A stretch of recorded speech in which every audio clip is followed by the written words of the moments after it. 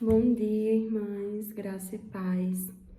Estamos iniciando mais uma semana, né? E que as ricas bênçãos do Senhor e a sabedoria dele esteja nos conduzindo durante toda essa semana. E hoje nós temos mais um dia de devocional. E eu já convido você a abrir a sua Bíblia lá em Lucas 14, o verso 8. E o tema de hoje não é sobre chegar primeiro. Quando alguém o convidar para um banquete de casamento, não ocupe o lugar de honra, pois pode ser que tenha sido convidado alguém de maior honra do que você. O tão sonhado banco da frente do carro. Se você tem crianças em casa, vai entender. A vida acaba se tornando uma constante dinâmica entre o pedido para ir na frente e a negação que vem logo em seguida. Todas as famílias com filhos passam por isso.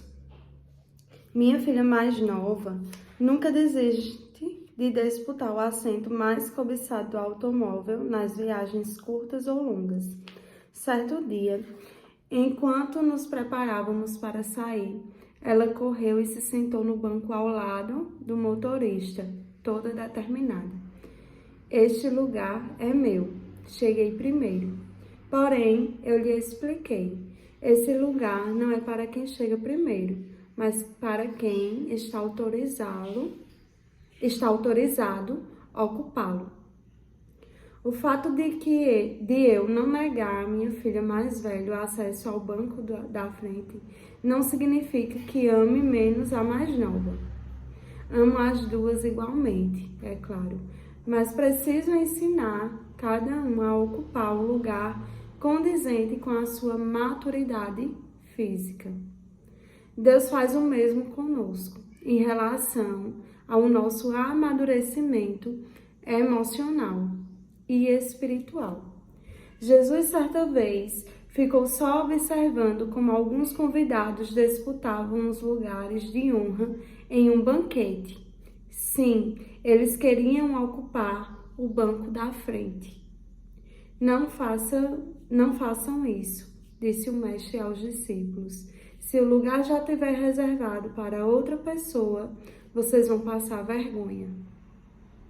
Infelizmente, vejo a mesma dinâmica entre os cristãos. Muitos correm para ocupar os primeiros lugares, mas não estão autorizados a estar ali. Reivindicam a posição só porque chegam primeiro, mas isso não lhe garante absolutamente nada, pois esse privilégio está intimamente relacionado a toda uma caminhada. Nesse sentido, Cristo não deixa dúvidas acerca de tal atitude, já que em outra ocasião declarou: ai de vocês, fariseus, porque amam os lugares de honra nas sinagogas e as saudações em público. Lucas 11:43. Certamente você também se lembra de outro episódio delicado, dessa vez entre os discípulos, quando a mãe de Tiago e João pede ao mestre um lugar de honra para os dois filhos. Declara que no teu reino, estes meus dois filhos se assentarão, um à tua direita e outro à tua esquerda. A resposta de Jesus foi certeira. Vocês não sabem o que estão pedindo. O assentar-se à minha direita ou à minha esquerda não cabe a mim conceder. Esses lugares pertencem àqueles para quem foram preparados por meu Pai. Mateus 20:23, do 20 ao 23. Mães podem ser terríveis. Cortar caminho não fará com que nossos filhos cresçam de uma forma melhor. Não se afobe para ocupar os primeiros lugares. Não tente assentar-se no banco da frente, enquanto o Pai está curando as suas raízes e você está amadurecendo. Muito menos interceda ou advogue por alguém que ele primeiramente quer transformar. Deixe-o ser Deus e Senhor da sua vida e daqueles que você deseja ajudar. Não esqueça, existem ajudas que atrapalham. Se o filho pródigo recebesse uma cesta básica antes de voltar à casa do pai, talvez ele não tivesse se arrependido de sua imprudência. A escassez, muitas vezes, é um chamado de Deus para ir até o lugar certo. Mulher, espere o convite do Pai. A sua hora vai chegar. E quando Ele a convidar para esse lugar de honra, não hesite em ocupá-lo, pois então será todo seu. Aleluia! E que mensagem, né, irmãs? Que palavra maravilhosa, que nos ensina que não é sobre quem chega primeiro, né? Não é sobre um lugar de honra, mas o lugar que o Pai prepara para cada uma de nós, né? E veio muito forte ao meu coração, porque eu passei por isso, né? Esses dias, eu passei pela transição de uma igreja para outra, a qual na minha antiga igreja, a partir do momento que eu entrei lá, eu comecei a trabalhar na obra, passei por vários setores, né? E durante 9 anos que eu permaneci ali, foi servindo aquela casa, né? E eu digo que ali foi o tempo do leite, né? Da comidinha mais rala, mas que tudo aquilo me preparou para os alicerces de hoje e para comida grosseira. Então eu passei 9 anos servindo aquela casa, né? E passei por vários níveis de aprendizado, de maturidade. E o Senhor ali me fez crescer muito. Só que chegou o tempo onde o Senhor me colocou em outro lugar. E eu tive que entregar os cargos que eu tinha e obedecer à voz de Deus. E eu fui para minha outra igreja, que é a que eu congrego agora atualmente. E quando eu cheguei lá, eu queria entrar em algum departamento, né, em alguma coisa, porque eu não sei ficar sentada num banco.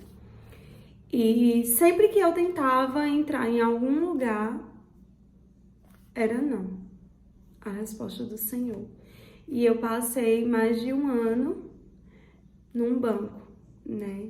E Deus começou a me mostrar também a beleza daquele período, porque foi um período de descanso, um período de amadurecimento, um período de crescimento, né? O Senhor ali, Ele estava me dando um tempo de renovo. E só que na época do processo eu não entendia, porque eu poderia estar servindo em muitas coisas e o Senhor não permitia. Então eu não estava enxergando o lugar onde o Senhor tinha me colocado, porque aquele lugar de banco foi um lugar maravilhoso na minha vida, né? Onde eu pude crescer muito como cristã, onde eu pude aprender muito da palavra do Senhor, onde eu tive dias de descanso e aprendi muitas coisas sobre o Senhor, sobre como Ele age com a gente. Então foi muito bom também esse tempo. E Deus sabe o momento certo de tudo, até que eu disse ao Senhor que eu não iria mais tentar entrar em nenhum lugar. E eu disse, Senhor, não vou mais tentar ir para lugares que não são meus. Então, que o Senhor me faça o convite, né? O Senhor me faça o convite. Eu só vou entrar num departamento onde o Senhor me convidar. E quando eu cheguei na igreja esses dias para uma reunião, e eu fui convidada, né, para fazer parte de um departamento que totalmente novo, vai ser uma experiência totalmente nova para mim. Mas ali eu abracei, eu disse, eis-me aqui, Senhor. Se é nesse lugar que o Senhor quer me colocar, amém. Eu estou à disposição, né? Então, você não precisa tá querendo sentar em lugares que não é seu. Porque o que é seu, é seu. O Senhor já lhe colocou lá, né? Então, assim, a gente não precisa. E não é essa questão sobre aparecer, sobre estar na frente. Não. Deus tem uma coisa determinada para cada um, né? Então, se você ficar à frente, amém, glória a Deus. Mas se seu chamado for ser mais escondidinho, que você não esteja muito em público, amém, glória a Deus. Porque o Senhor sabe em que lugar colocar cada uma de nós, amém? Então, que essa palavra, ela fale fortemente ao seu coração, assim como ela falou ao meu, né? Porque às vezes a gente tá com tanta pressa, a gente quer tanto algo, mas que a gente não tá pronto para determinadas coisas, né? Eu passei por coisas que eu vejo que é assim, que eu disse, meu Deus, ainda bem que o Senhor não me entregou isso em tal tempo, porque eu não saberia administrar, né? Eu não saberia como lidar. Se hoje eu tenho essas reuniões aqui em casa, é graças ao tempo de maturidade, né? Mas eu comecei embaixo para poder estar aqui, né? E levar também as cargas que a gente, como liderança, quando a gente se põe à frente de algo que a gente carrega, porque não é sobre nós. A glória não é para nós, né? Nós somos aquele jumentinho que carregou Cristo quando ele entrou. Então, não é sobre nós. Então, quanto mais unção, quanto mais níveis de responsabilidade, mais você vai ter que morrer para si mesmo.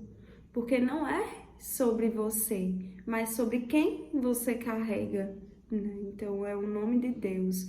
Então, aí você começa a negar realmente o seu eu, né? Então, a gente precisa de uma certa maturidade e entendimento para algumas coisas.